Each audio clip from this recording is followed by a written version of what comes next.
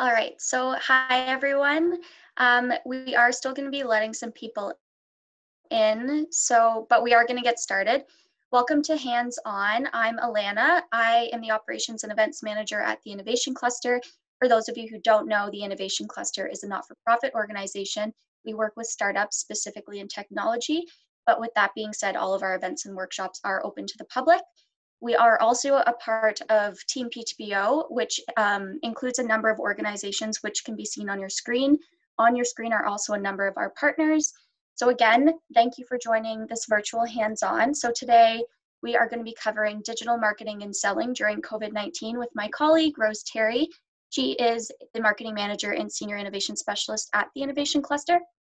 So some of the learning objectives for today are marketing planning with a specific focus on gaining insight into your target market, digital marketing strategies and pathways to sell online, the value of urgency, advertising on a budget, and creating content and writing copy that sells.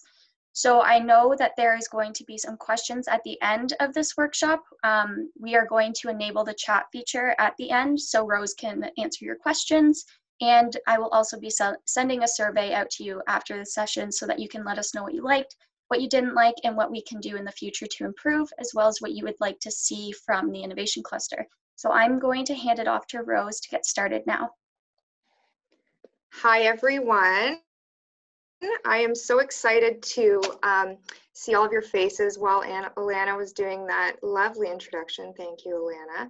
I just took a little peek at everybody because I miss seeing all of these beautiful faces in person. Some of you I know, some of you I don't know. And I love seeing your smiles. Can we get some smiles? Oh, that's nice. Hi, guys.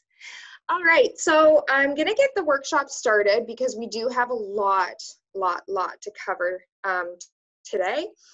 Please let me know if you have any issues with a PowerPoint, if you just wanna raise your hand, if you have to flag anything for me, but I think everything should work pretty well.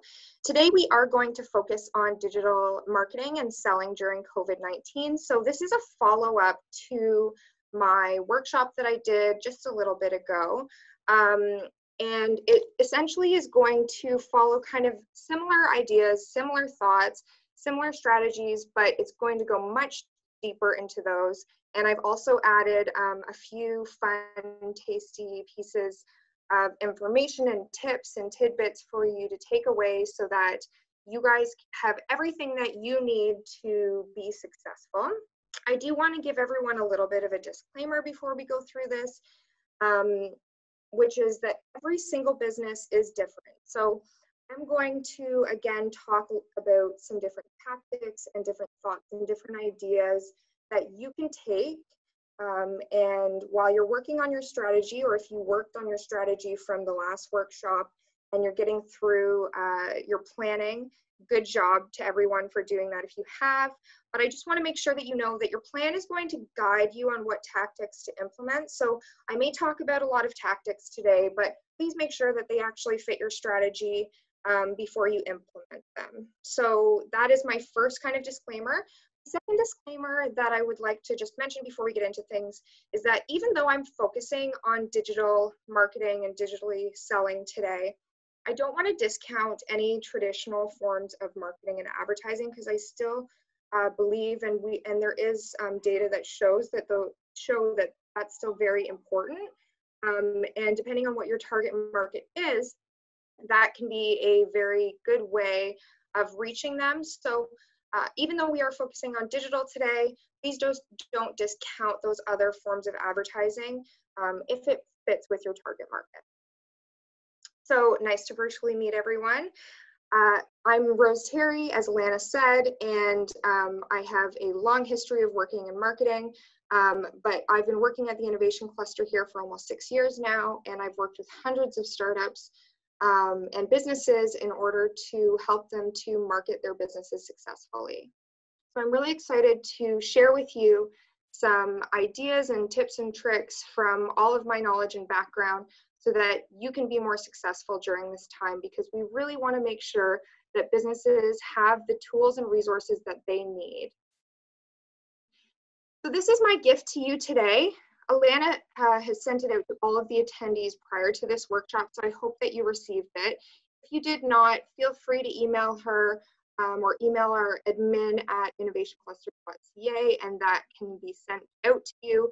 It is our marketing and communications planning for success guide. It has a lot of great resources in it, including a template for a marketing and communications plan, and some other questions to kind of just get your brain moving and thinking about the different ways that you can market and advertise your business. So check for that in your inbox, and please let us know if you didn't receive it. But feel free to write notes on it if you printed it out, or you know, take notes on it as well. If you have it in PDF format and you want to write notes on top of it, please feel free to do that throughout this workshop. I would like to just take a second to recap what we talked about in the first workshop, because all of those pieces were very important. I hope that you did have a chance to go through that workshop prior to attending this one. But the main things that we covered in the last workshop were, obviously we looked into integrated marketing and communications planning, and making sure that everyone understood that it is the most important thing to do to ensure your success. You do need to plan and work on that plan before you implement tactics so that you can ensure your success in your business. Target market is everything. That's something that we're going to dive deeper into today. We also talked about creating clear funnels for your business, and how understanding as a business owner how you are going to move your customers from awareness at the top of the funnel to brand insistence. Okay, so we did talk about that last time. We are going to go deeper into it today, but that was something that we addressed in the last workshop. And then the next piece was ensuring that you're nimble and that you pivot and understand potential opportunities. As Alana mentioned, these are the 5 kind of key points we're going to go through today. And this is what I hope you attending this session get out of this workshop. So we're going to dig deeper into your target market. We're going to look at different marketing strategies and pathways to sell online. We're going to go deeper into developing your funnels and different tactics that you could do to develop those funnels, because I know that's something that people were interested in knowing more about. And then we're going to talk about some different ideas that I have for you to advertise on a budget, mostly on a shoestring budget. And then I'm really excited because this is a lot of the feedback that we had received from the last workshop. Is you were interested in understanding how to create content from home and how to write copy that sells. So I'm going to kind of give you an intro and some basics on how to write copy right now in order to sell. So here we go. How to innovate. This is something that I would like everyone to kind of wrap their brains around before we get into it, because you may have heard some of this information that I'm going to talk to you about today. But you really want to start to frame your mindset as it's time to look for opportunity, not just within your business, but within your mindset. And I meet with clients on a daily basis at the Innovation Cluster. And I will say that the businesses, and we even see this with businesses that are outside of clients at the Innovation Cluster, the ones that are advancing right now have an entrepreneurial mindset. So I want for you to take away from this workshop that you may have heard some of this information, but how can you look at it differently, and how can you innovate within your mindset and within your business in order to achieve success? So let's start with the first piece of what I hope you get out of today, which is marketing planning. And we're going to dive deeper into your target market and how to do research on that. So during crisis marketing, there are a few potential issues that you may be seeing within your business. So these are the types of things that we want to start to focus on now. You may be noticing that within your business, you are needing to find new customers to replace some lost revenue. Maybe you need to conserve and generate cash. You may need to adjust your value proposition. Many businesses are finding right now that a big piece is adjusting their value proposition, because your target market's needs have changed. Everyone is going through a change right now. So yourselves included. So we need to take that into consideration when we are marketing to our target market.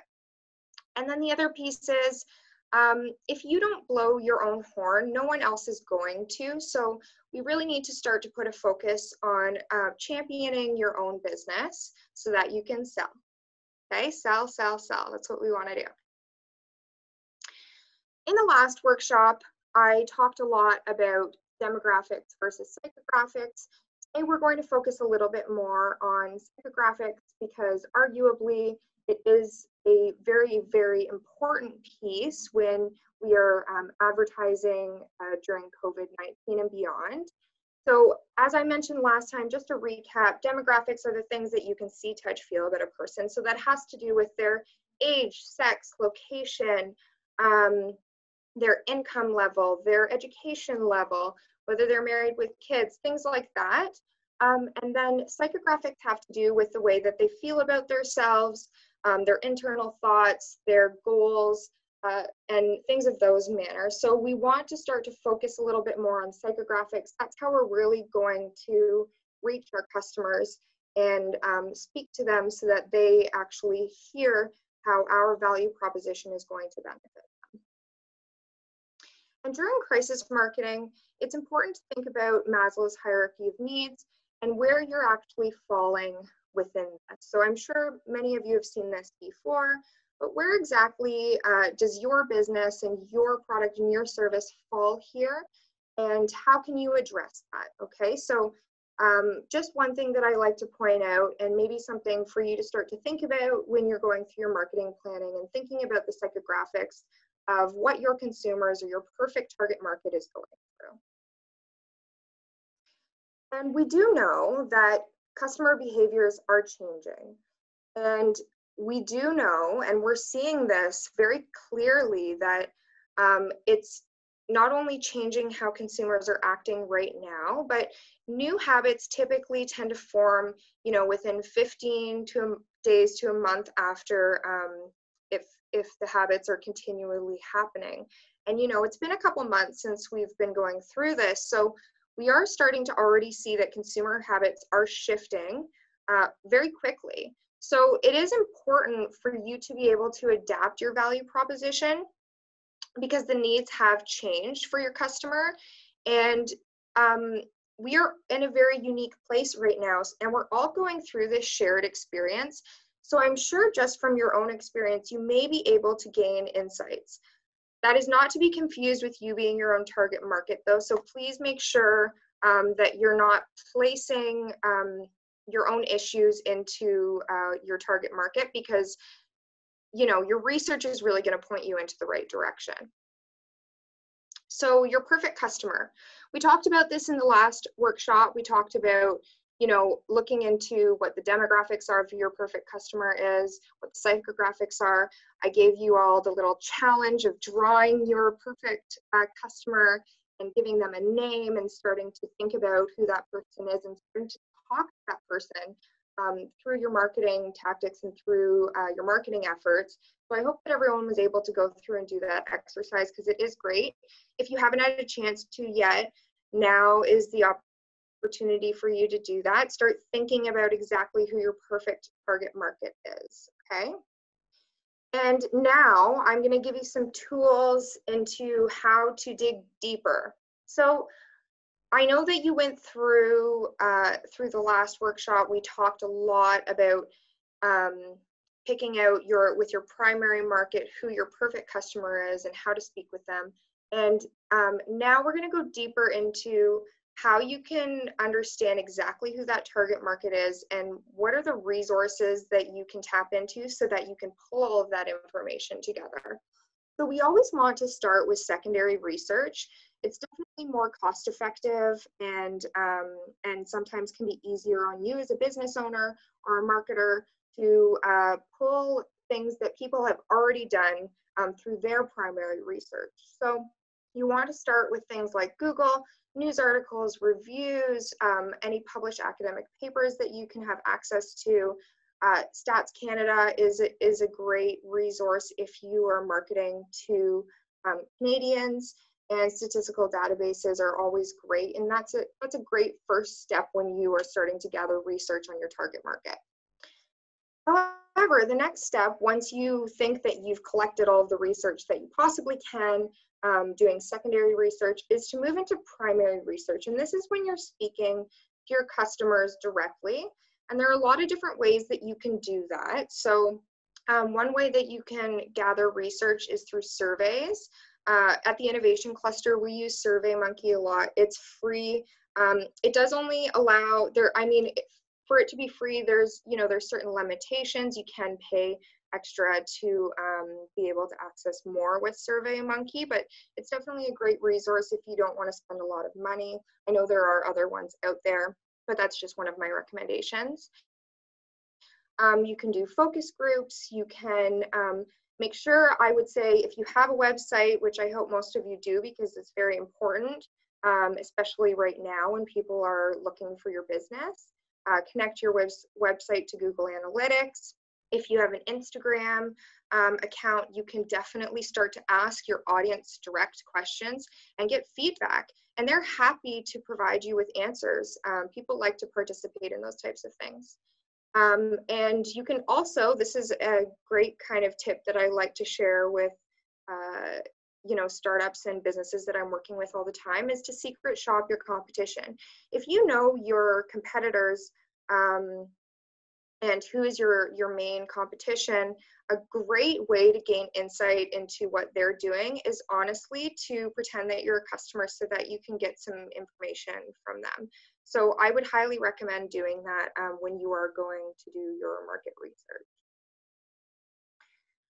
The next piece is, once you've collected all of that research, we want to start to think about how are we going to use the psychographic research in order to make the right decisions for the business and make the right decisions when we are marketing and doing our marketing plan. You want to first gather insights into what your consumer wants and focus on where your product meets what your consumer wants. This is the sweet spot. So you really do have to start to think about what your consumer is actually looking for versus what you think they're looking for, because there can be a disconnect, and we do see that happening a lot with marketing. If you're not actually talking to your customer about what they actually want, and instead talking to them about what you think they want. You want to focus on those selling points. So once you have a very good understanding of what it is that your customer actually wants, then you focus on those pieces. And you want to ensure that your marketing and your sales are on the same team. So that's when I start to talk about having an integrated marketing communication strategy. Everything needs to fit together very nice and neatly so that your marketing and your sales come together perfectly. And then the next piece is to focus.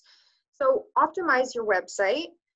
I know just as myself, when I'm shopping online, if it's difficult for me to find a product that I'm looking for, difficult for me to check out, things of that nature, then, at times I'm quickly going to leave that website and look elsewhere just because it is difficult. So make sure that your website is optimized because consumers don't want to spend a lot of time looking. Make sure that you're addressing your product roadmap, and then update your messaging because once you understand exactly what it is that your consumers want, you want to keep what actually works and then discard the rest. So you may have, if you already have a website, you already have, your social media and your communications in place. If you do find through your research that there are certain things that just don't meet your customers' needs anymore, you may need to discard some of that. And that's okay. That is all part of marketing planning. So I would make sure to look into your messaging and make sure that it is still addressing your consumers' needs and wants and what they're actually interested in. The next piece is we really want to make sure that you're ditching any assumptions that you have, and you're starting to make very data-driven decisions. So I myself check analytics very regularly, at least on a weekly basis, in order to make the right decisions when we're marketing through the Innovation Cluster. But I also encourage anyone who is running their own business to do the same. And two different things that you can very easily check in on is your Google Analytics and your social analytics, depending on what type of social media you have running at the moment. So that was kind of an overview of starting to dig deeper into gaining insight on your target market. So I really do encourage you, following this workshop today, to, if there are pieces that you feel like you're lacking within your business right now, you want to start to dig deeper. And I will be answering questions after this if you have more questions about how to do research following this workshop. The next piece we're going to get into is digital marketing strategies and pathways to sell online. So you probably recognize this from the first workshop. This is essentially, I want you to be honest again. Where exactly do you fall in this matrix? So take a look at it right now on your screen. And maybe from the last workshop, you've improved some pieces, which I hope so. Are you a beginner? Are you a fashionista? And how can we start to work our way up to digerati, okay? So within your business, we want to start to think of, do you have a strong overarching digital vision? Do you have good governance? Are your digital initiatives actually delivering value in measurable ways? Are you able to actually see that the things that you are doing are delivering outcomes for your business? And then if you have a team and you're not a one-person show right now, do you have a strong digital culture? That's where we want to move to within our business. Oops, okay. So this is also a piece that you may have recognized from the last workshop. And I just want to see where everyone's falling now from the first workshop until now. When we talked about, are you 1, 2, 3, 4, 5 optimized? And I'm just going to go through what optimize actually looks like. So optimize means that you have an agile strategic approach, okay, to your marketing strategy. It means that you have lifetime value key performance indicators. So you are starting to look at what does my business objectives and what I am looking to do with my marketing plan actually, what do I need to have put in place in order to see the results that I'm looking for, the key performance indicators that I'm looking for. Do you have a balanced blend of marketing skills? And today we are going to cover some other skills from the last workshop that will hopefully give you more balance. Do you have a flexible approach to optimize your resources? Is your media optimized for ROI? And then you also want to think about full contextual and personalized experiences, okay? So hopefully you can be honest with yourself and say where you are along this chart, and hopefully we can move you all up to 5. That's the goal. So today I'm going to dig deeper into optimizing platforms. And today I'm going to focus on the 7 key platforms. However, these ones that I've chosen, they are the most popular ones, I would say, and the ones that businesses typically need the most support and information in working with. There may be other platforms that will work for your business that I may not have covered here. And please just let me know if you'd like me to go into more detail about different platforms. However, we're going to stick to these 7 ones today. And I'm going to go through how to optimize each one of these platforms and go into more detail about them. So the first one we're starting with here is Facebook. So Facebook has 2 billion monthly active users. Okay, and if your target market, the demographics fit between the ages of 25 to 54, that's typically where you would see the majority of the Facebook users' age range, okay? Facebook can be fantastic, a fantastic tool for lead generation. especially if you're using their ads manager.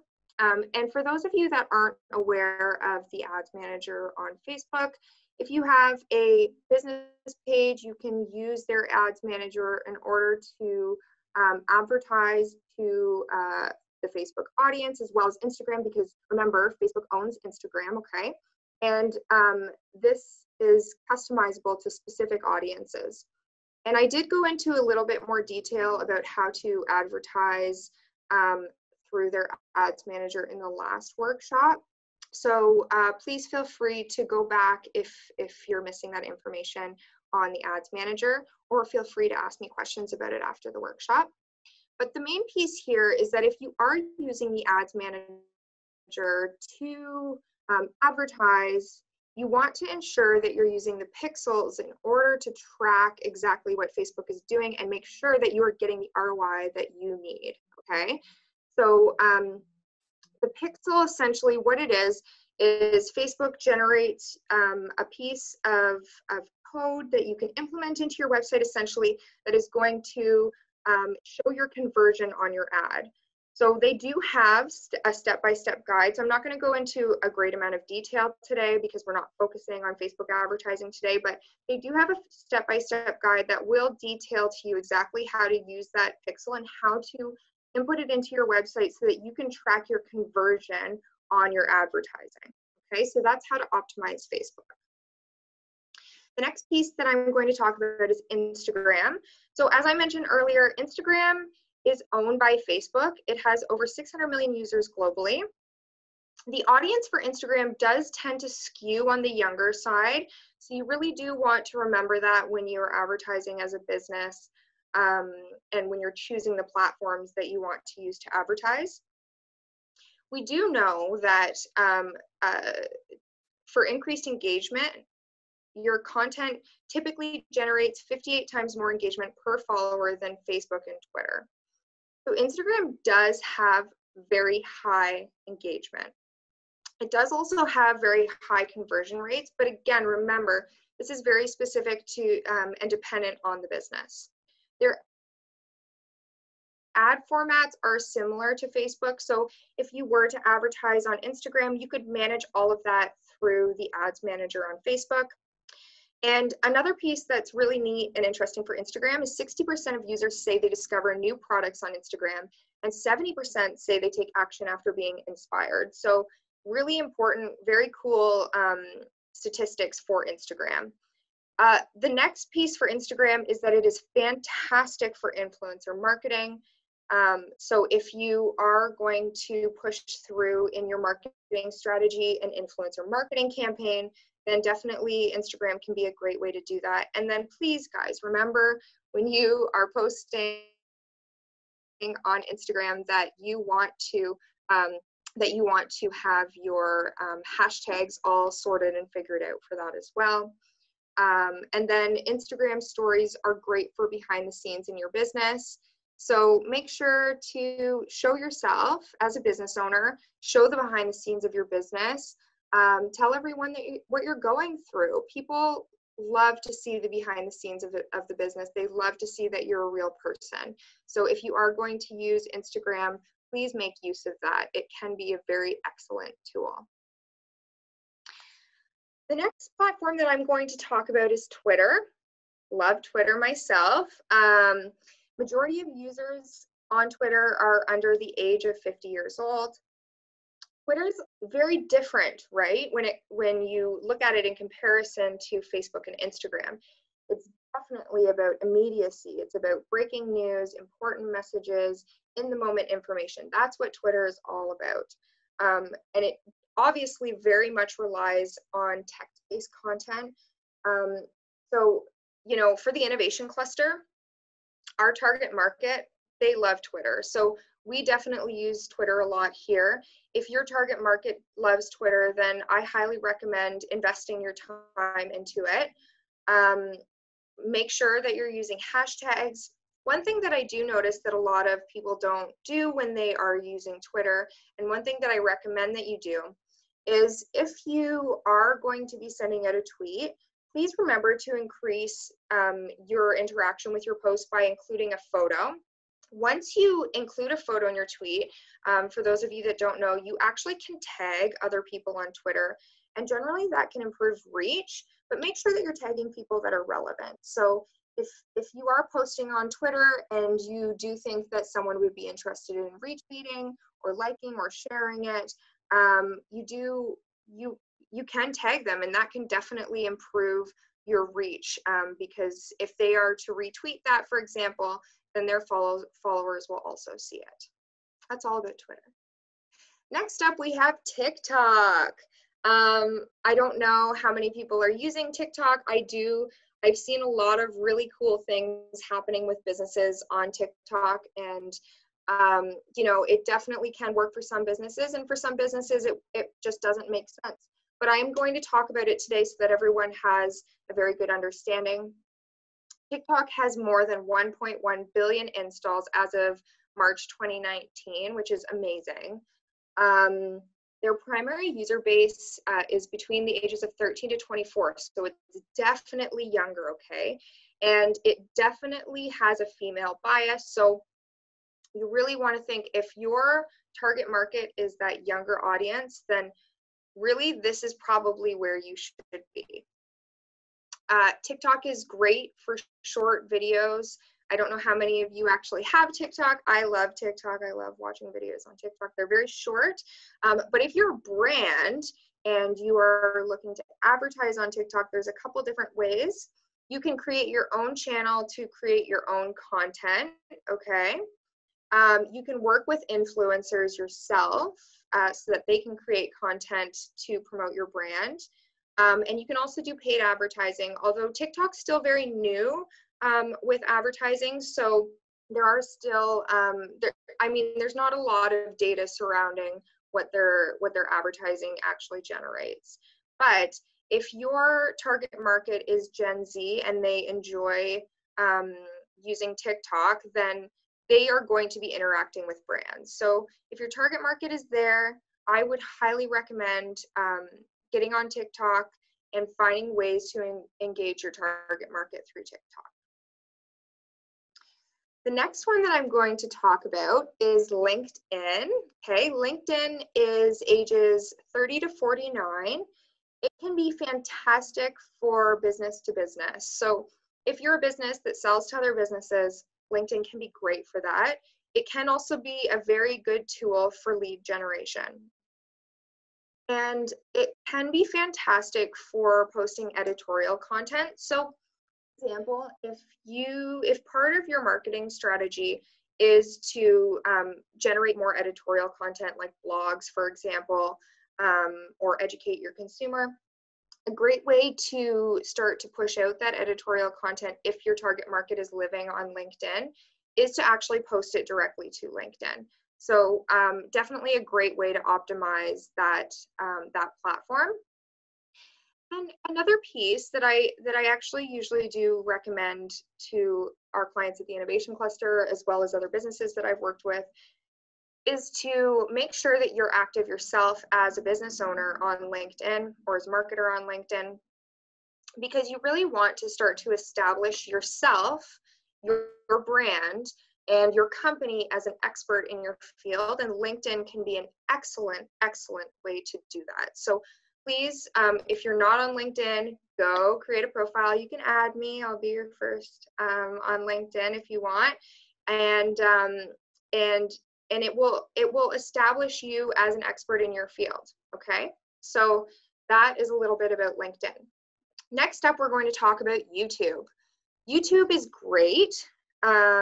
It can be very, very, very effective for businesses as long as it makes sense based on who your target market is, okay? And based on your products and services. So YouTube has more than 1 billion unique visitors each month and 6 billion hours watched monthly. That's insane. 25% of views are from mobile devices, so you do want to remember that for when you are advertising on YouTube.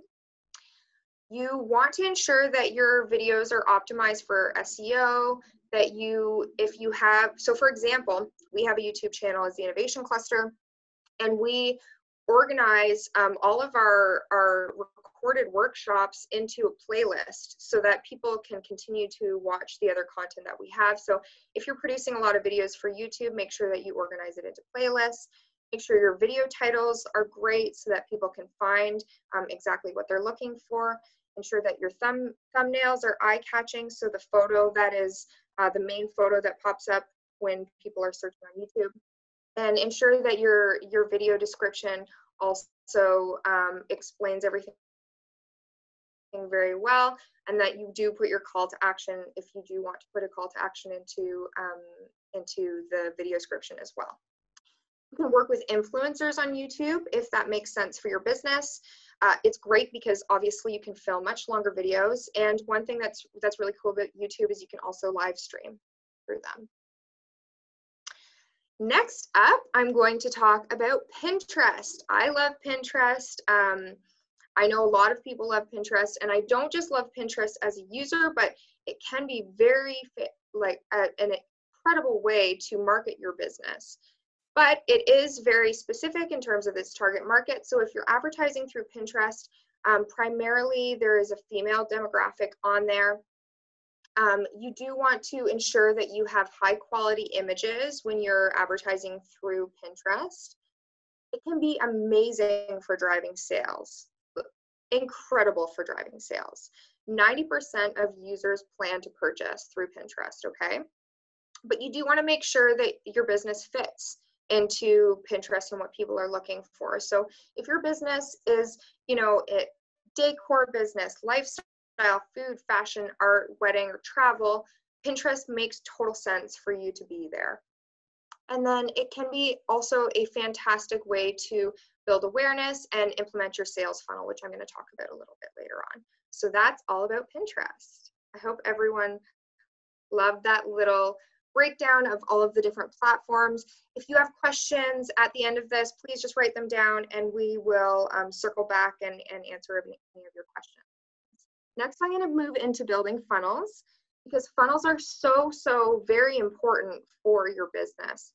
And no matter what your business is, funnels are going to ensure that you are moving your customers through exactly what they need to move through in order to purchase. So for those of you that aren't aware of what a business funnel is, essentially a business funnel is a purchasing process that businesses use to lead their customers through when buying products or services. So you have to understand that I'm going to give you examples about how to build a funnel, but each business is different. So your funnels are all going to look different. So you're going to have to work on crafting those yourself. And I have in the Marketing Communications Planning for Success guide, I've given you a sheet so that you can start to work on that and fill that out yourself. But I'm going to just kind of lead you through exactly how to build your funnel and some ideas on how to start to generate leads and move them through to become sales. This is another thing that I would like to convey to everyone. So what is your lead to sale ratio? Do you know this? If you're already selling as a business, if you already have product or services moving out the door, how many leads do you need in order to get a sale? So this is actually how you can calculate it. So I do have a piece in that guide as well where you can actually write into it what exactly your lead to sale ratio is. But to calculate it, it's your number of sales divided by your number of leads times 100. So that's going to give you a percentage. So for example, if you have 50 sales leads and 10 of those are closed, that means that 20% is what your lead to sale ratio is. So now you know how many leads on average you need to get in order to meet your sales targets. Okay. I've worked in many sales positions in my life, and actually every single sales position that I ever worked in, I've always followed this in order to achieve what the sales targets were. And it can be really helpful because you will find, unless you're a seasonal business, but generally month to month, if you are keeping track of this on a regular basis, you will be able to see, okay, how many leads do I actually need to get in order to convert that into a sale? And that will greatly improve when you are planning for what you need to sell each month It will greatly improve your chances of meeting those goals. In the last workshop, we talked about the customer journey and how they started awareness and moved down to purchase and upselling. And I talked about this picture, you know, on the left, how it shows that the funnel is beautiful and it just comes down in this really nice, sleek way. But how in real life, the funnel looks a little bit more convoluted on the side. At the end of the day, there is a process to get your customers through the funnel. So I'm going to talk about some different ideas. I did share with you Al's Stairway to Heaven in the first workshop. All of those ideas are still valid, but we're going to talk about how to work on developing that funnel today. So this is a sample of how you can start at the top of the funnel of pushing in leads into your top portion of your funnel and working them down and pushing them down and pushing them down until you have your sales coming out at the bottom. So when we start with leads, these are the different things and the different tactics that you can implement in order to start to generate some leads. So the first thing is to educate, right? We need to educate and build awareness. So you want to think about creating, having search engine optimization. You could, for example, have an ebook offer. You could have online ads, videos, you could do direct email. I'm going to talk about email campaigns as well. And you could also obviously build awareness through social media. Once you've started to collect those leads and you have them at the top of your funnel, we do need to think about, okay, these are all sitting at the top of our funnel and they're warm right now because we have leads and they're warm leads, okay? How are we going to start to move them down? The next piece is interest. So you have to start to think, how am I going to push them from just being a lead to having some interest? So you can bring them through by sending, for example, if they're in your email list, sending videos, doing a drip campaign email. I'm going to talk a little bit, for those of you that have never heard of a drip email campaign, I'm going to talk about how you can do that. You can use social media as well to push them through. Newsletters are great if they're in your email list, and you can always do webinars as well, specific to your business. The next piece is you want to make sure that you're following up, so continuing to reach out with your customers. And if you're not necessarily selling one-on-one with them, that can be emails, okay? And then conversion is really important, so you could do trials or demonstration in order to help them convert. And then finally the sale, and then focusing on the upsell. So my tip here is use Al's Stairway to Heaven, which is in the first video, that has a lot more information depending on what your business is to move you through the branding system. So another example to move your customer through the funnel essentially is to start with a social media ad, okay? Maybe your customer doesn't know necessarily about your business yet, okay? So you want to start with a social media ad first, for example, if this fits into your strategy. Then that social media ad could potentially push them to a landing page to ask them to subscribe to your email list. Okay, so the front end offer is for them to subscribe to your email list. Once they're in your email list, then you can start to do an email drip campaign, which I'm going to explain in a little bit more detail in a second. Then you're going to upsell them an offer in the back end, and potentially you could offer them a downsize option because sometimes people want to be able to choose. And I'm going to talk a little bit more about your offer later on, especially when we get into the copywriting side of things. But you want to always make sure that you are able to offer your customers options.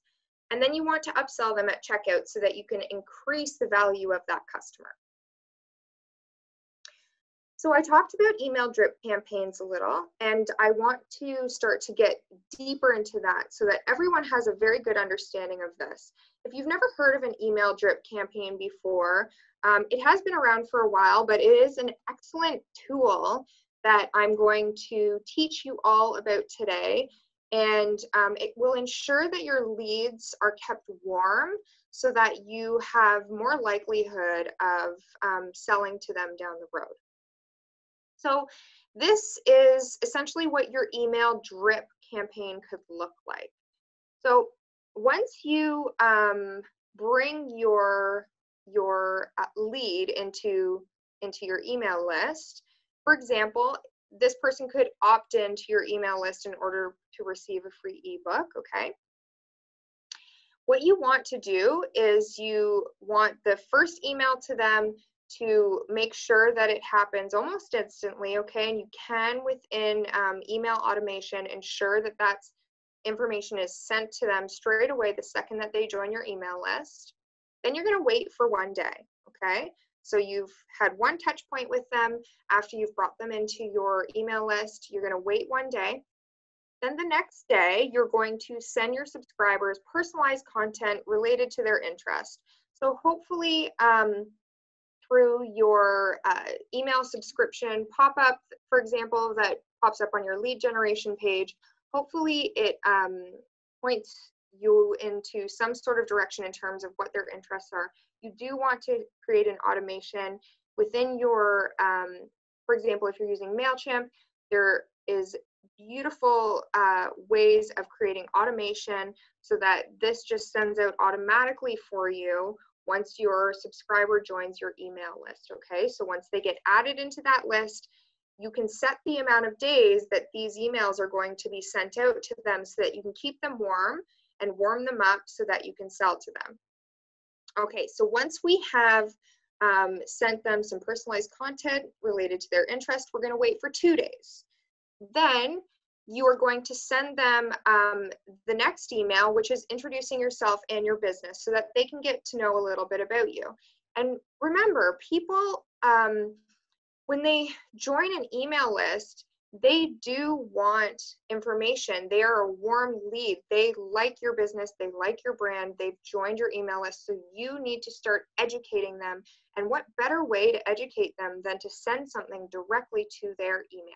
So introduce yourself, introduce your business, tell them a little bit about yourself, and take, excuse me, take the pieces that I'm going to teach you today about copywriting and use that within your emails. Then you're going to wait for 2 days, and following waiting for 2 days, you're going to send another email, and this email is where you sell. Sorry, excuse me. So this one has your sales copy in it. Do you see how long we waited before we are going to sell to our customer? Quite a bit of time. We want to make sure that we have warmed them up, we have educated them. They are not ready to buy right away. So please remember, when you have them join your email list, you should not be saying, hey, buy everything that I have under the sun right now. They're not warm enough yet, and you need to nurture them through that funnel. And this is a way to do that, okay? So this just shows a little bit further of what it looks like.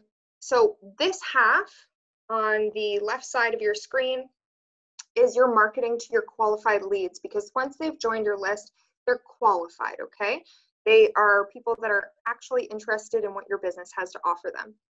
And then on the right half of your screen, these are sales qualified leads. So the marketing and sales are separate. They do need to work together, but you need to remember that you're not selling them anything just yet in the first couple emails, okay? That's when you're providing value. That's when you're educating them. And then in the next couple emails is when you can start to sell, okay? So I hope everyone understands group email campaigns. They are very, very effective and can work great for your business as long as you follow this plan, okay? So I hope that everyone enjoyed it. We're going to move on from drip email campaigns. If you do have questions, please write them down.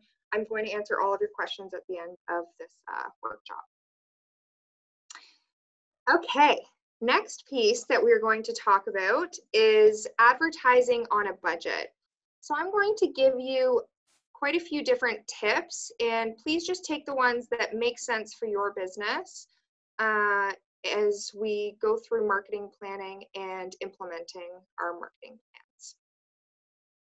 So here are a few cost-effective ways for you to advertise digitally. And I'm sure some of you know or are aware of these, but maybe now is the opportunity for you to say, hey, this makes sense for me. I'm going to implement this into my marketing strategy. So number one could be blogging or podcasting. I mentioned this earlier with LinkedIn, but marketing yourself as an expert in your field. Make sure that you are thinking about potentially Google My Business account. Email list is a great way to advertise digitally that can be very, very cost effective, especially because your leads are generally pre-qualified. Freebies can increase your list. So if you are in the service industry, for example, freebies can be a very, very smart tool to increase your email list. Create an affiliate program or a referral program. Essentially, what you can do is you can have your current customers give them codes or referral codes or referral links.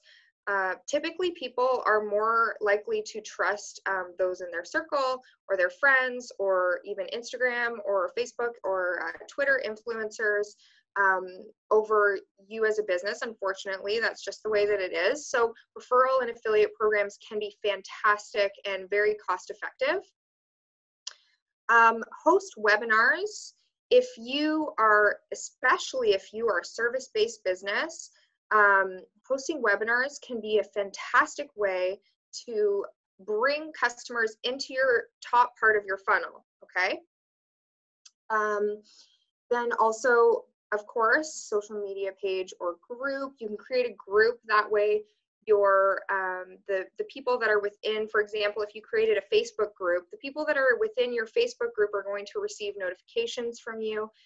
That can be an excellent way to some cost-effective marketing. You want to ensure that you're offering educational information on your website, so that will ensure that people are staying on your website for longer, okay? And don't be scared to recycle old content. If you have old content, use it as your bag of tricks. Pull different things out from maybe years ago, as long as it's still relevant, that you have used before. And as long as it's still relevant, use that content. There's no reason not to, okay? A lot of the times your newer customers haven't seen that content yet, or your newer leads haven't seen that content yet. So there's nothing wrong with resharing that content in order to save you time and be more cost effective, but also continue your marketing. Online contests can be fantastic. And then remember, partnerships and co-branding can be a great way. If you want to partner with another business or co-brand with another business that fits within your target market, you can both benefit from that. So I highly recommend doing things like that. These are just a few ideas, but definitely some great ways for you to advertise your business in a cost-effective way. When we are advertising, we do have to think about what is our return on investment, okay?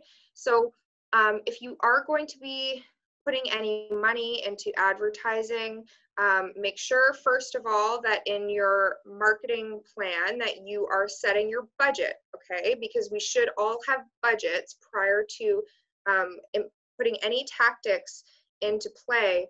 We really do want to know what is the budget that we actually have as a business that we can actually spend. Okay, so what do you have as a business to spend? And then we want to think about what is the return on that investment.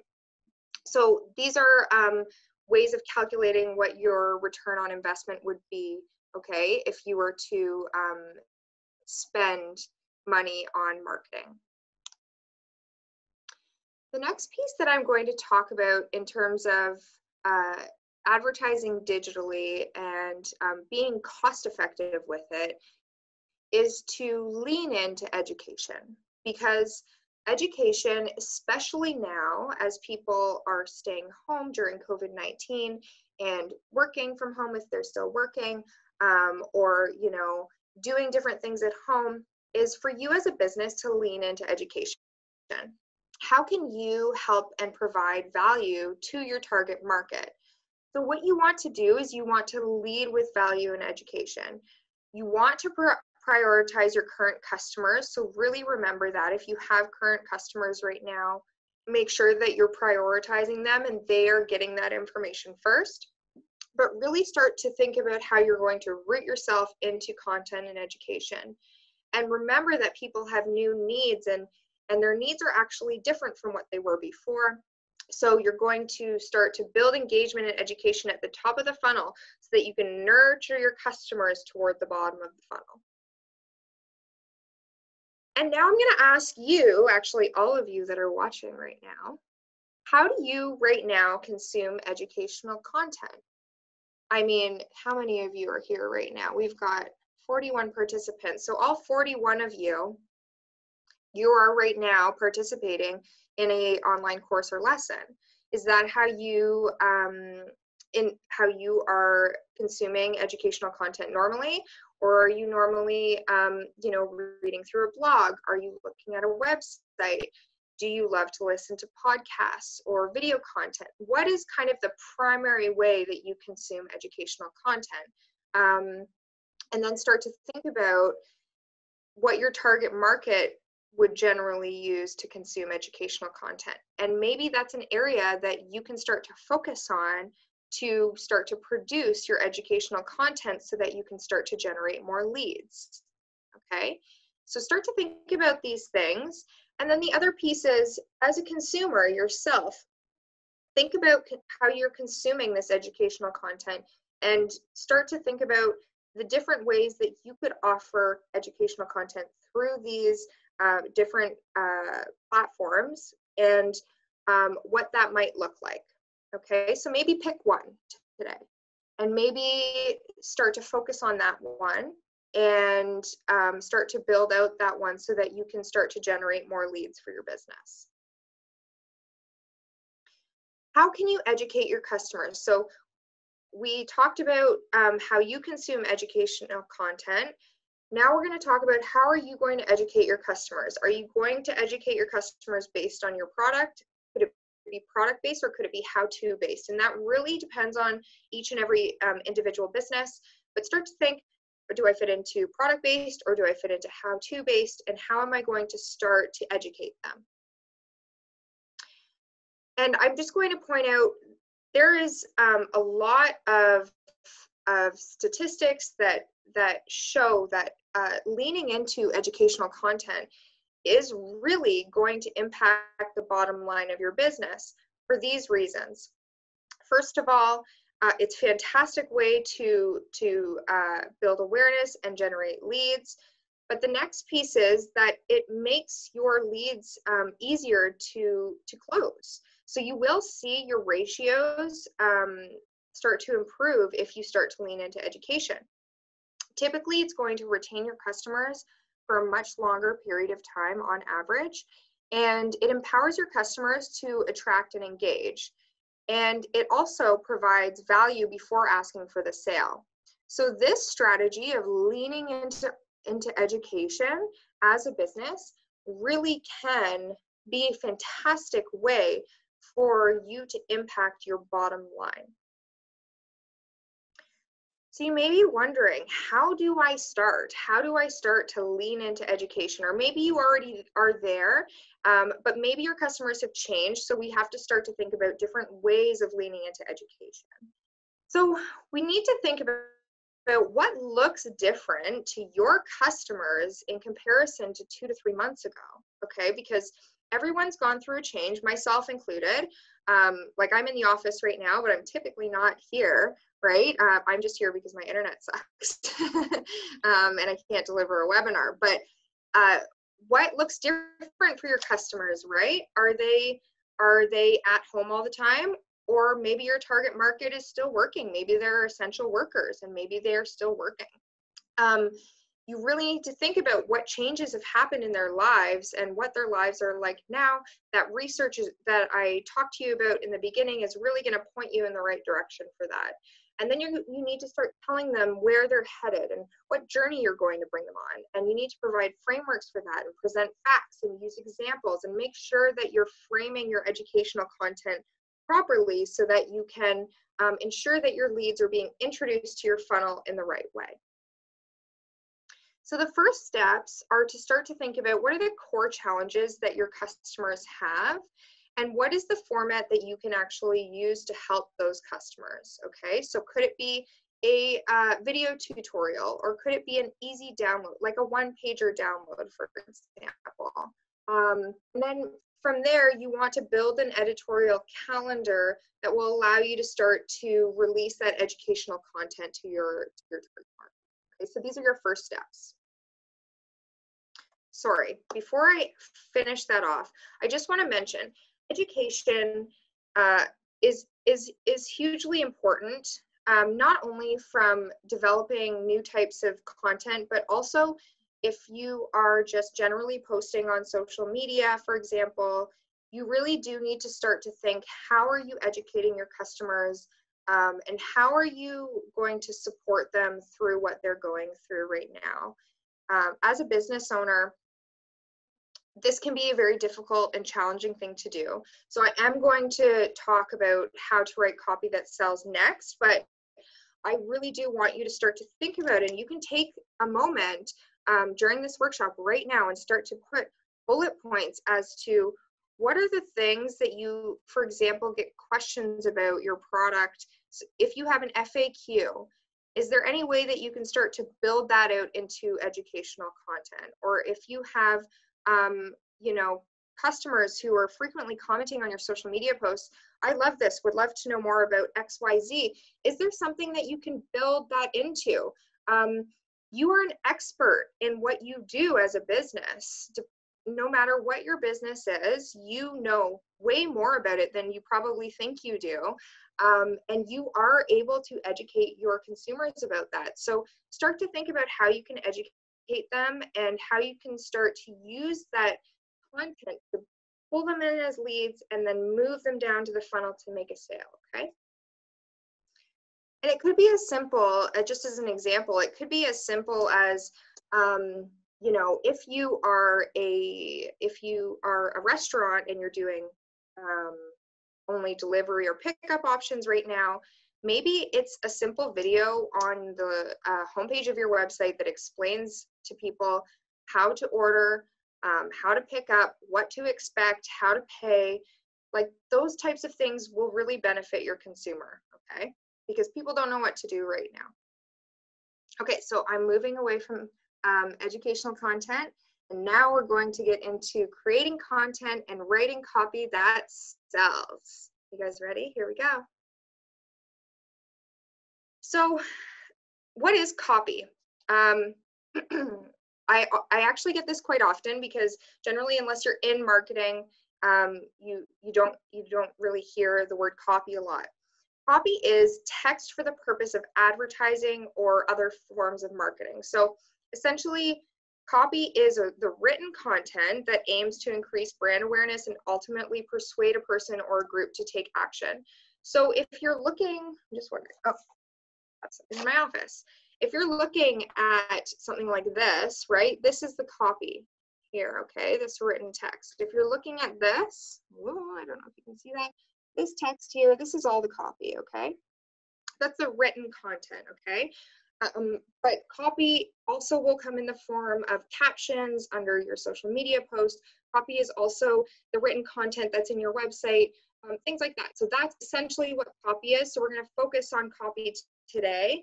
And it's going to be primarily basics and starting to think about how you as a business owner can create different ways of making it easier for you to write copy so that you're not spending hours upon hours upon hours thinking about how to write these things, and so that it's much easier, and with practice you will become an expert. Okay, so I'm not going to lie to everyone and say you're going to be an amazing copywriter. People actually do go to school specifically for this, and you know, if you have the money to hire someone to help you with this, by all means do it.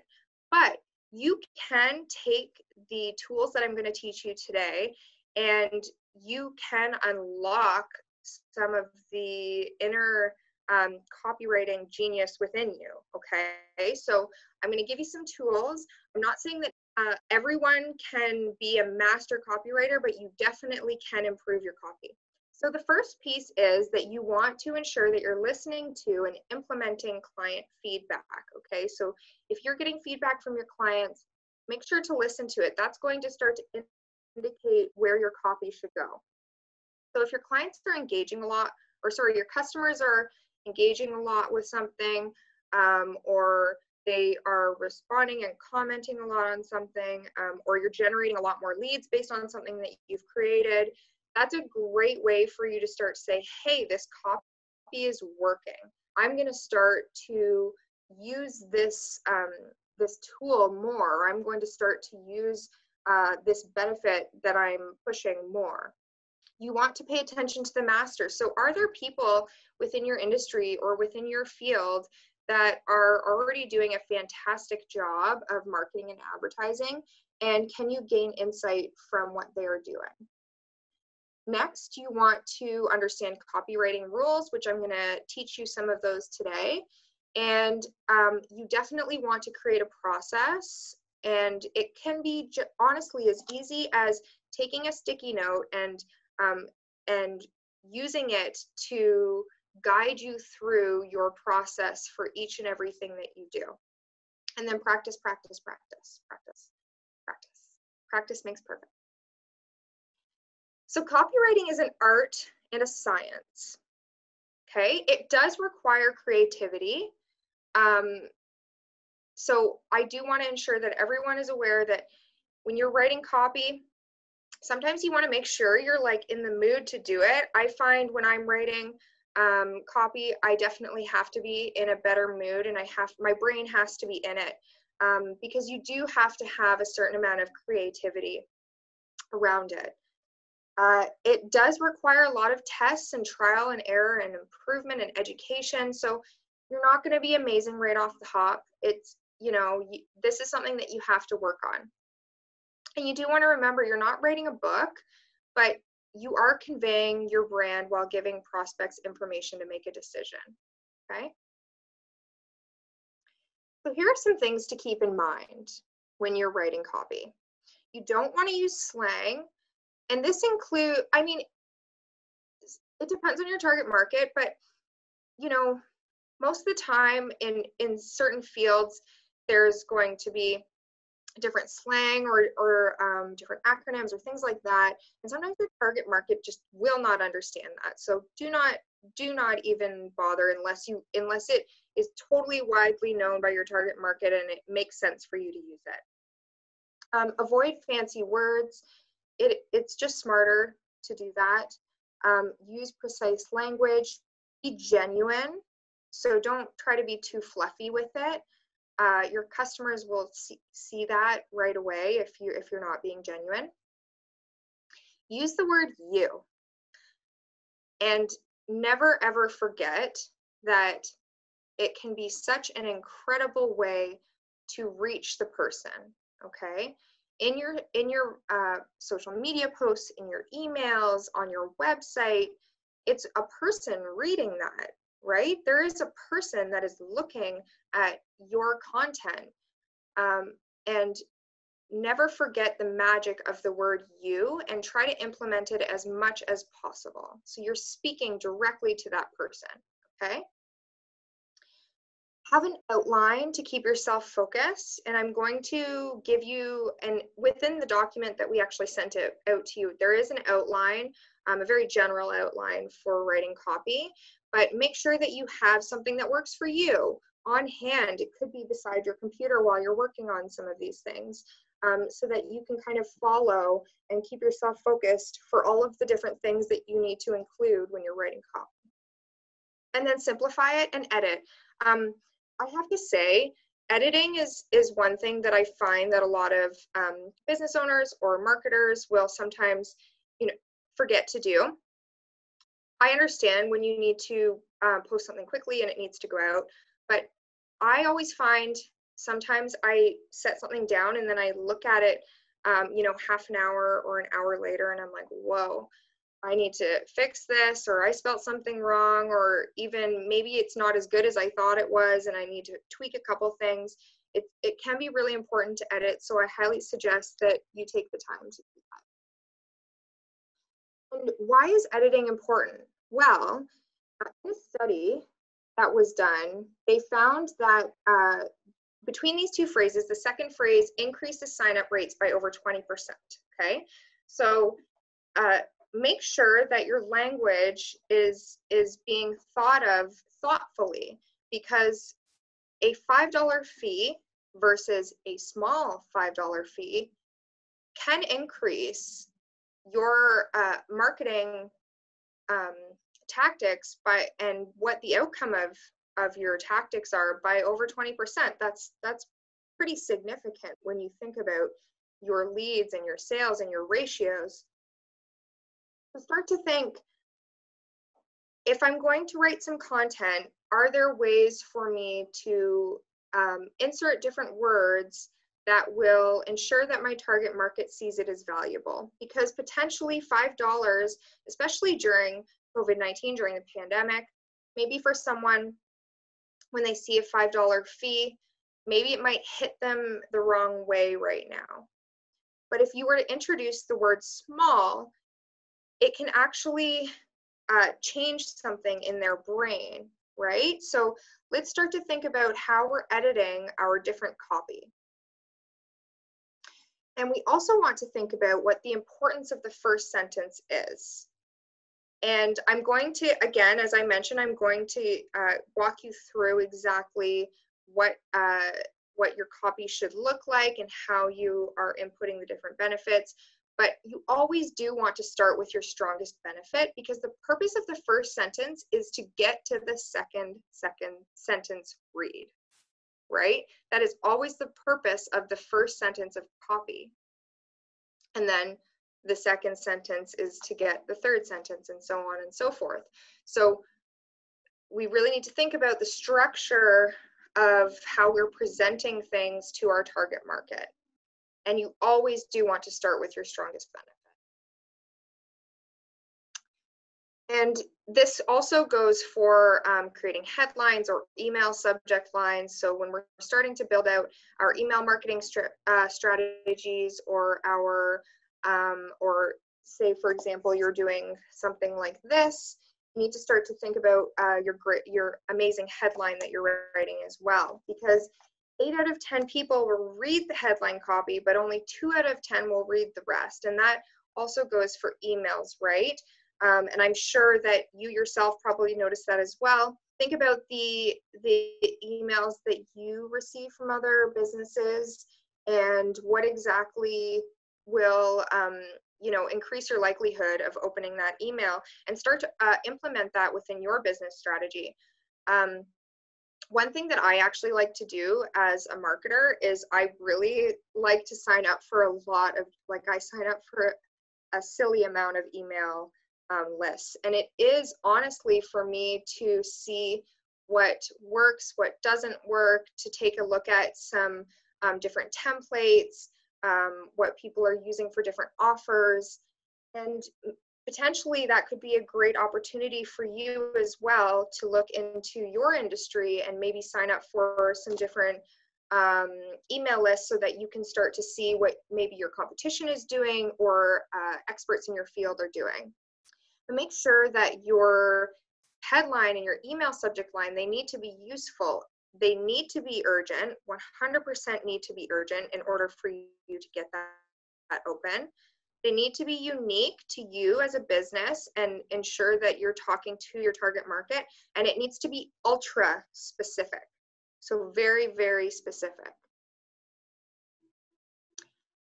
So when we start to create content that appeals to our target market, we need to think more deeply about them. And you need to think, what is their pain point right now? What are the goals that they need to achieve? And what are the behaviors that your ideal customer has? And then your content that you produce, you want it to be produced for them to eat it up.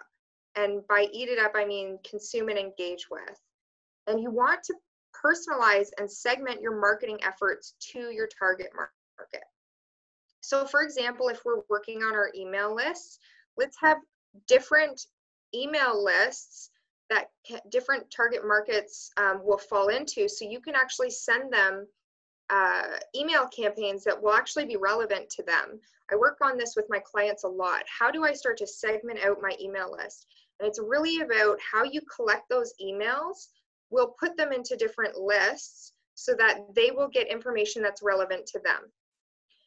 For example, if as the innovation cluster, this is just an example of what we do. We, when this isn't happening, we run quite a few different events within the community. And those emails of the people that attend our events, they go into different lists, and then we will send them information that is relevant to them based on what their interests are, okay? So these are different ways that you can start to think about segmenting within your email lists. So you want to create content for a purpose. This is only going to benefit you. No aimless posting, okay? So for example, is this content purpose to drive traffic to your website?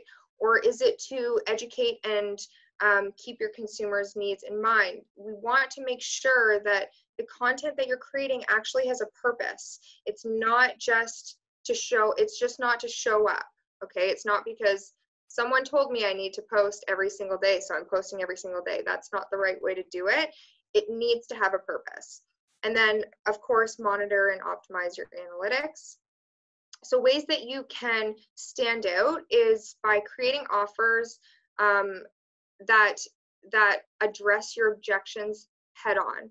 So for example, is your customer scared to use your product right now? Is your customer scared to leave their house to go pick up the product? Or are they, you know, budget conscious right now? Or, you know, are there different ways that you can address the objections that they may have head on within your copy? And before we get into kind of the nitty-gritty of writing copy, I really want everyone to understand what a feature versus a benefit is. And I gave the example last time of the umbrella, right? Where the feature is that it is made of cloth, it has a wood handle, it's unbreakable. Whereas the benefits are that it protects you from the sun and the rain, okay? This is the difference between feature and benefits. And we need to really start to shift our brains to think about the benefits are the things that are selling our product to our customer. The features is just the proof, okay? This is another example. So if we are looking at, I guess these are a thing of the future maybe now, an iPod, okay? And the feature is that it has storage for 1 gigabyte, okay, of songs. And if you look at the benefit, it's 1,000 songs in your pocket. Okay.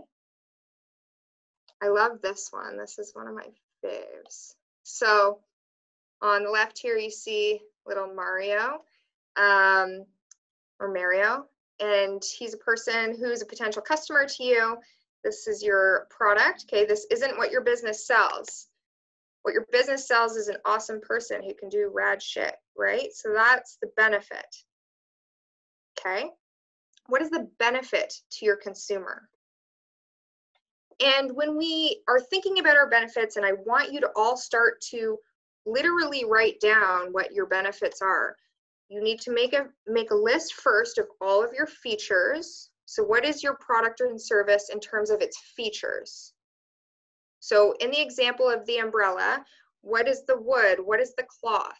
What is the features that your business actually has? Okay, and why are you including all of these features? Are these all relevant to your target market? And then you want to start to think about, how does this actually begin to connect with my consumer? What is the actual benefit? And get to the root why it's a benefit for your customer on an emotional level. So let's not create fake benefits. So benefits that you think your business is providing to your customer, but actual real benefits that it is actually providing to your customer. And you want to sell your benefits and then support them with the features. Okay. So as we start to move into how to take all of these pieces and put them into writing copy that sells, we're going to start with our strongest benefit, okay? Then you're going to expand on that benefit. So you're going to write some more copy on what your strongest benefit is. And then you're going to back up your benefit with features. So this is going to benefit you because it has these features. And then you're going to let them know what will happen if they don't act. And that's a way of creating urgency. So for example, if right now you're kind of at the top of your funnel and you're just kind of starting to nurture your customers, potentially if you are doing a discount, for example, potentially to create urgency, if they don't act now, that discount will go away. And then at the end, you're going to sum up all of your benefits once again, and your call to action is very important. Never, ever, ever forget your call to action. I would say that's the single largest reason why you wouldn't see conversion with anything that, you know, with on your website, with your social media posts, in your emails. If you don't have a call to action, your customer doesn't know what to do, and that would likely be a very large reason why you may not be seeing the conversion that you want to be seeing. So how to write copy that sells. I'm going to bring you through this process, and then I'm going to give you an example from the innovation cluster's perspective of how we use this process to write some copy. And then in your workbook that you were sent, it has this process, so you don't need to furiously write this down right now. If you want, you can use the table that's within the booklet that you received. But essentially what you're doing is you're going to match your features with your benefits. Then you're going to be specific to boost credibility.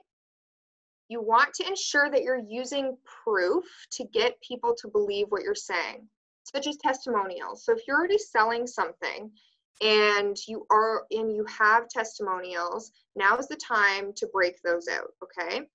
If you are selling something and you're not getting testimonials, this is me telling you, start reaching out to your customers to get testimonials now. If you have customers that you have a good relationship with, reach out to them. If you don't necessarily know your customers, I honestly think you would be surprised if you were to send out a survey and asking maybe at the end of the survey for them to potentially leave a testimonial. That could be a great way for you to share testimonial in your copy.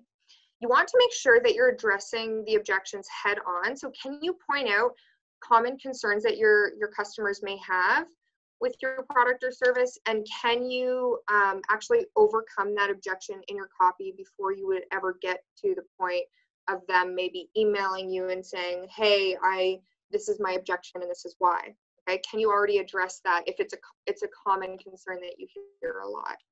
And then you want to give people a nudge to take action.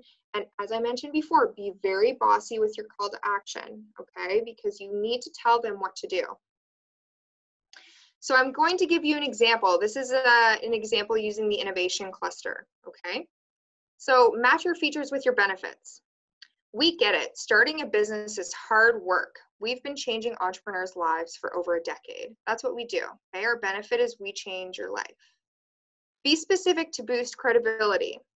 The innovation cluster creates a pathway for technology startups to prosper through our 6-month incubation programming, including access to mentors, experts, virtual workshops, an ecosystem of like-minded founders, and angel investor networks, and more. Okay? Use proof to get people to believe what you're saying. Incubation programs are proven to increase your chances of success by up to 50%. Just ask our clients. They're helping me stay focused and keeping me making the right decisions. Overcome objections. We know that talking about your struggles can be intimidating, which is why our experts and programs are built to meet you wherever you are. As a not-for-profit organization, we offer our program complimentary with no equity stake in your company. Give people a nudge to take action. From the initial business plan to taking your company worldwide, only you can bring your idea to market, but we will be the sidekick on your journey. Be bossy with your call to action. Incubation space is limited. Apply now to take your startup to the next level. Okay, so this is just an example. This is a quick example that I wrote up just for the purposes of this workshop today, but I want you to start to use this within your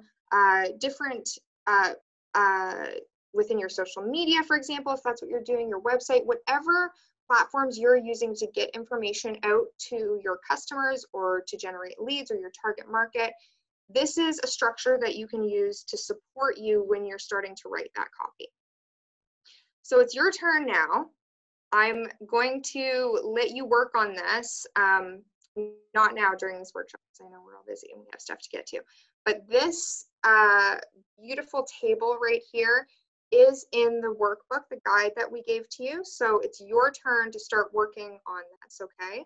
And you can keep this with you when you're starting to implement your marketing strategies. Keep it next to your computer, right? If you're starting to work on things, okay? So that you can ensure that you are following the right structure.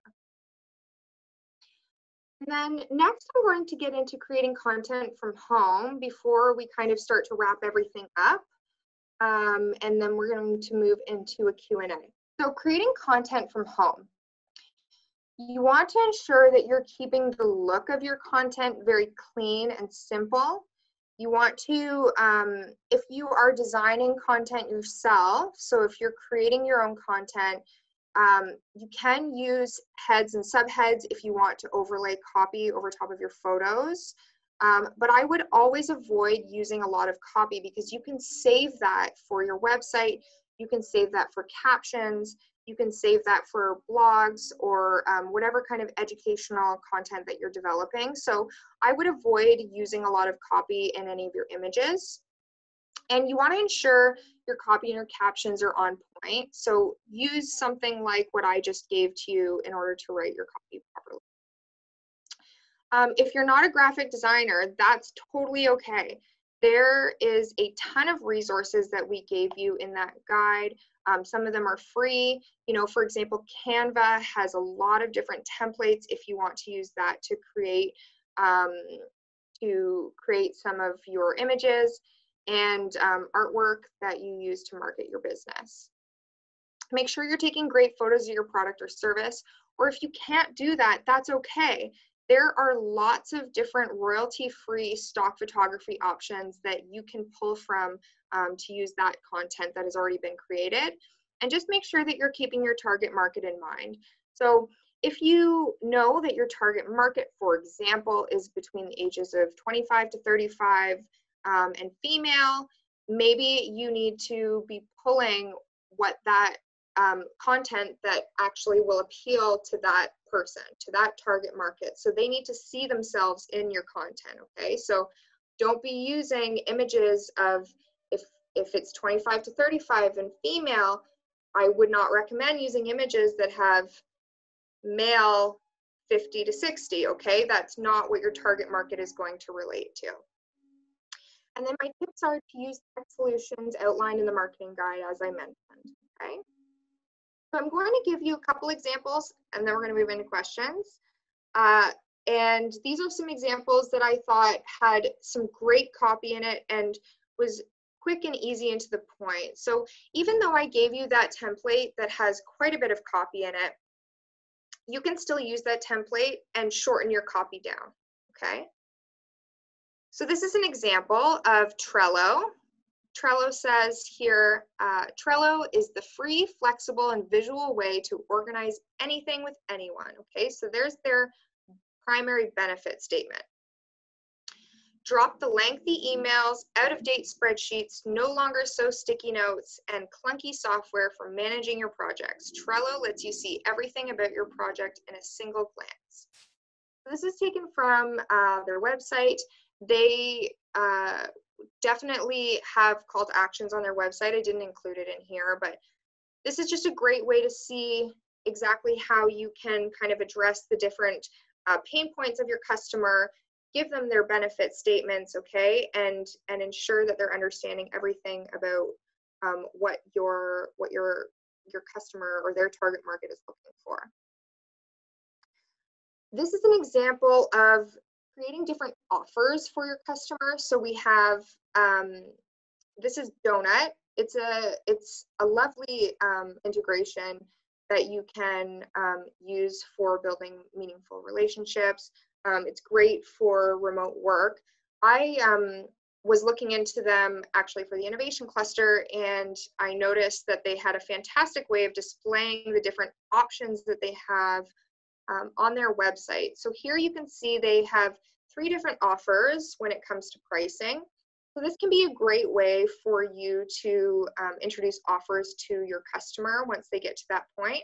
You can have, as you see, they have their free version, which is definitely a way of starting to bring leads into their business, right? That's what their free offer is for.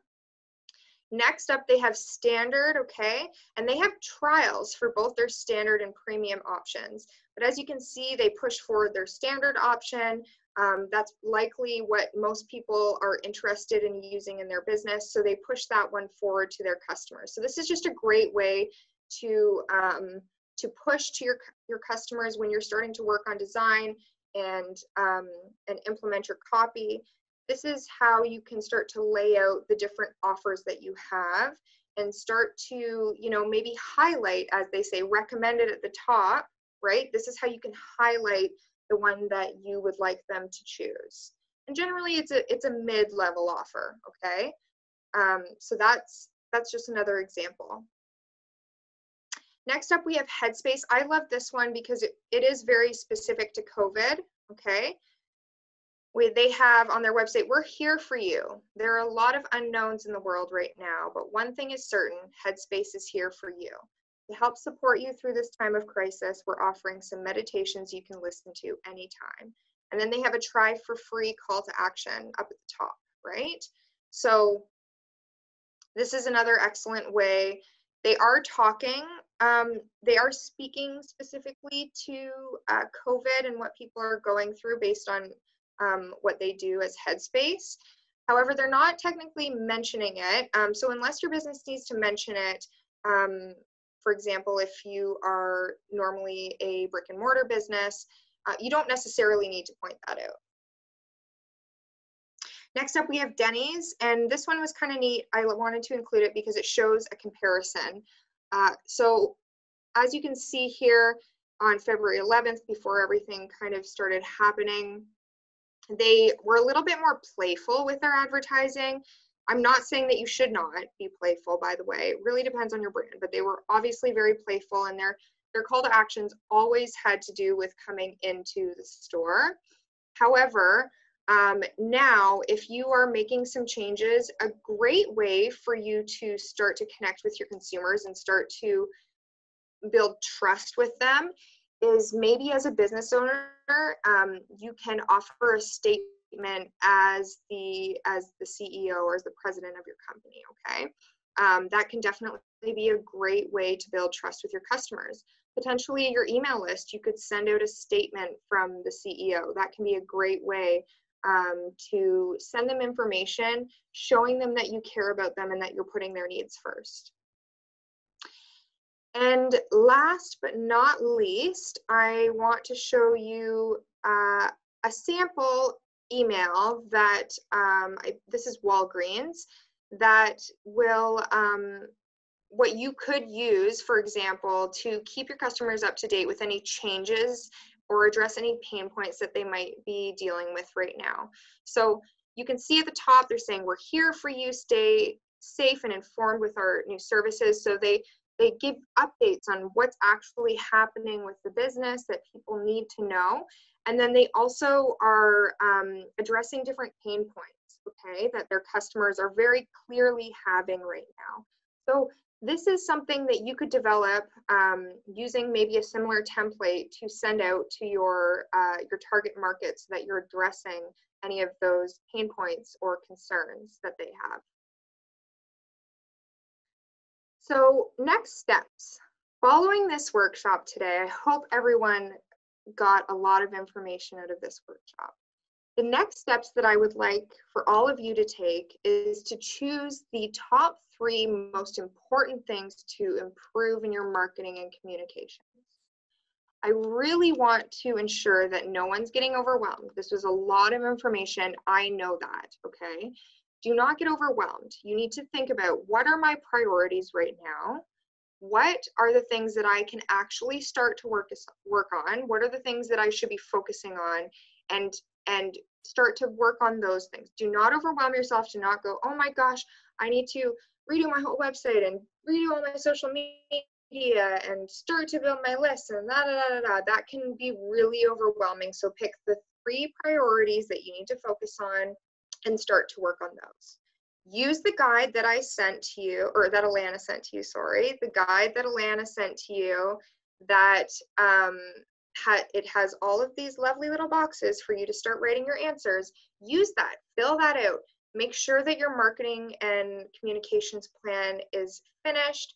Make sure that you start to see what your tactics are starting to look like, and then start to sell, okay? So I would like to now open it up to questions. I think Alana probably is. Is she there? Yeah. Yeah. So everybody can now populate their questions into the Zoom group chat, and then I will read them to Rose. There was one already about addressing the product roadmap. Sorry guys, let me just take myself out of screen sharing so that I can see everyone's beautiful faces. Oh, not everybody has their camera turned on. Hi. I recognize some of you from the last workshop. Nice to see you back. Okay, here we go in the chat. Okay, so where are we starting here? So the first one was, what do you mean by addressing the product roadmap? Okay, Stephen, so by addressing the product roadmap, essentially what I mean is, how are you going to move your customers through their different purchases? So if maybe you're offering a few different products or services, how are you going to move them through that? I think that is what the question is. I can see that it came in at 20 after 12. So that was early on in my presentation. I'm sorry that I didn't respond to that earlier, but yeah, that's essentially what I meant by that. If that doesn't answer your question, feel free to explain it in more detail, and I will respond to it again. Okay. The next one is from Colin. How much value do you put into cold calling these days? Ooh, good question, Colin. I still think that if it makes sense for your business, absolutely cold calling can be an excellent way to generate leads, but it does depend on the business, right? So when you're going through creating your marketing strategy, and if it makes sense, I mean, for example, if you're doing business to business, I mean, cold calling can be an excellent way to do that. So it really does depend on your business. That's my answer there. But yes, cold calling can be a great way of doing that. Okay. The next one is from Lola. What do you think is a better vehicle, LinkedIn, Facebook ads, or Google ads? That's a good question, Lola. I hate doing this, but it depends on your business. If you want to, send me an email. It's rterry@innovationcluster.ca. Sorry, there's construction going on in our building right now. Send me an email at arteri@innovationcluster.ca, and I will let you know based on what your business is, just because I don't know what your business is, so I can't tell you what would work best for that. That's why I hope that everyone understands from the first workshop that I did and from this workshop, I really do want everyone to take away the importance and be able to wrap your head around the fact that every business is different. There's no blanket strategy that's going to work for every single business. Every single business is so unique and so different, and your target markets are all unique. They're all different. So a question like that, unfortunately, I can't answer through here, but if you send me an email with more detail about what your business is and your target market, I may be able to tell you the right direction. But yeah, it really does depend. The next one is from Anna. What did you mean by optimize your website? Is there a process of doing this? Yes. Good question, Anna. I don't know if I see your face up on here, but yeah, so when it comes to, is this really loud? Can you guys hear me? Can I get a, okay, sorry. There is construction happening in this building right now. I'm glad they waited all the way to the very end for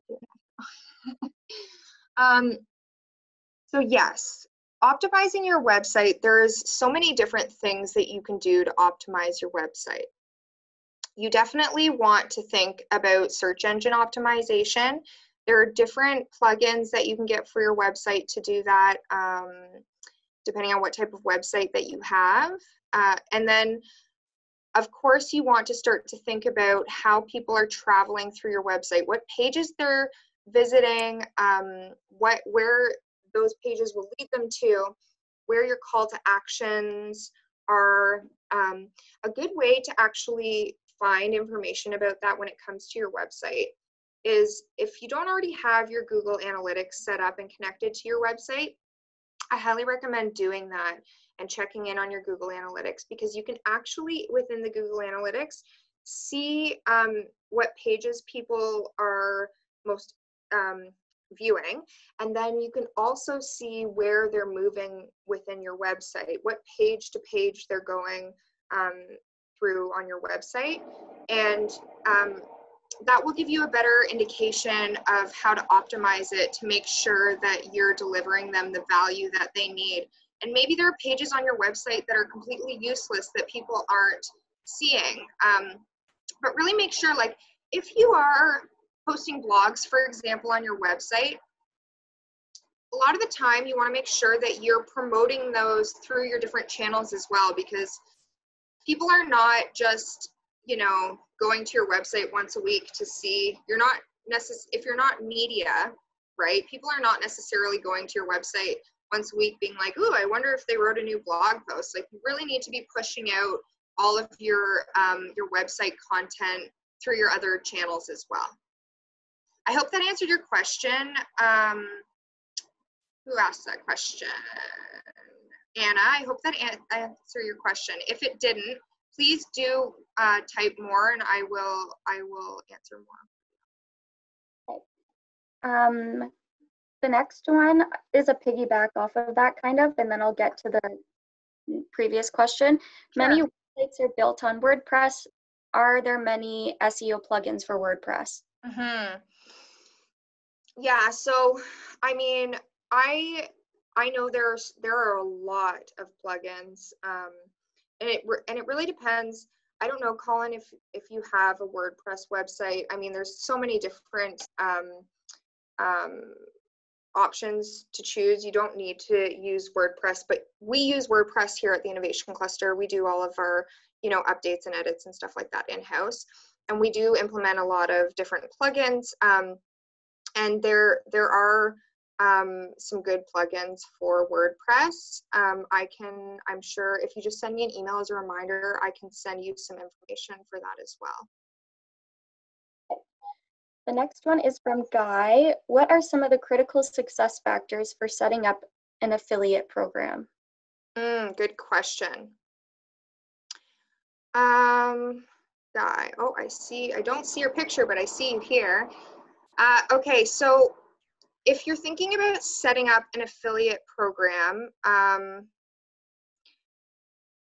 would say the main pieces that you want to keep in consideration is, I don't know what type of business you have, Guy, but what you want to think about when you're setting up your affiliate program is you definitely, if you're doing an affiliate program and say potentially those people are using a code, you want it to have individualized codes, especially if you're compensating them as an affiliate, or if it's as a referral. You want to be able to track those codes to understand where they're coming from so that if it is very successful, you can utilize it again. You do want to make sure that if you're doing something like that, similar to the way that you would do like a discount, you do need to ensure that you do have an end date or an expiry date to create urgency. So for example, if you're doing a referral program that has a discount code, is there a deadline that you can give that ensures that it's used quickly? Okay, but it really does depend on what your business is. Like it's hard for me to answer these questions without knowing exactly what your business is, but if you want to send me an email, I can give you more information about affiliate programs. But yeah, there are definitely different things that you can do to ensure that they're more successful, and it does have a lot to do with monitoring it, ensuring that there's the right compensation for your affiliates, and then ensuring that there's deadlines and due dates and all of that good stuff.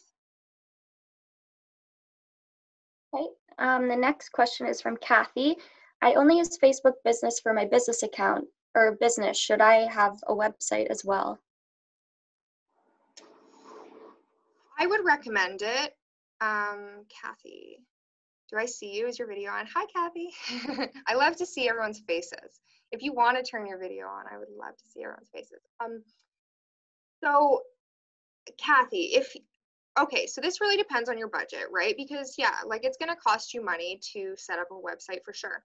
If you right now feel that you are getting the ROI on just having your Facebook page for your business and you find that it's meeting your sales targets right now, and you don't have the budget to build out a website, that's totally cool.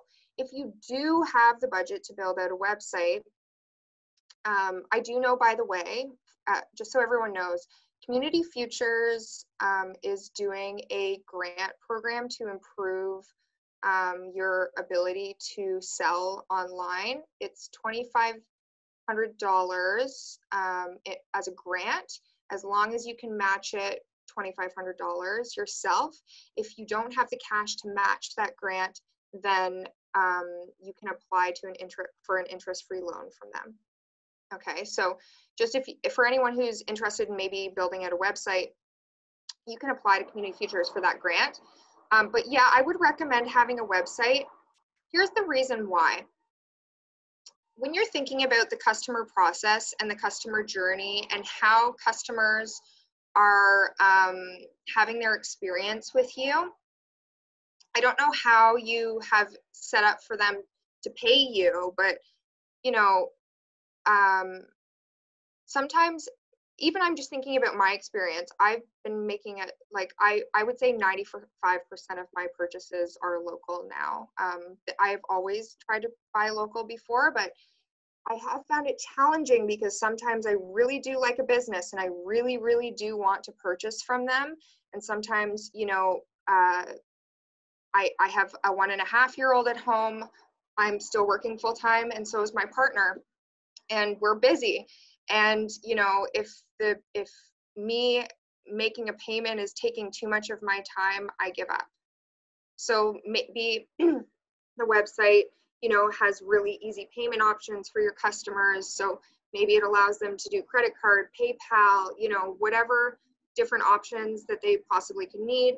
Your website also is going to give them a different experience than just through Facebook. So I would say my short answer would probably be yes. And I would recommend, if you don't have one, or if you need to work on optimizing your website, I would apply to Community Futures for that grant program.